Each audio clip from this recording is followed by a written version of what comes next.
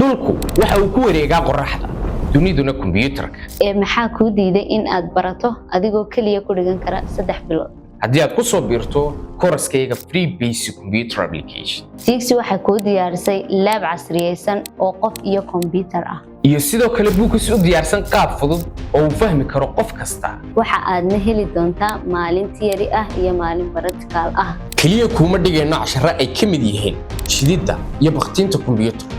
balse waxaad si qoto dheer u baran doontaa sidee loo adeegsadaa looguna shaqeeyaa Microsoft Office inta qura ma aha ee waxaad dhiganay sidee wax loo daabacaa ta midabka ah iyo black and white sidoo kale waxaad baranay sidee si degdeg ah wax loogu qoraa kombiyuutarka way kooban tahay ardayda la qaadanayo miyaad baajin fursadan mise waxaad ku soo biiri doontaa hoyga barashada tiknoolajiyadda casriga ah ee Tixi Technology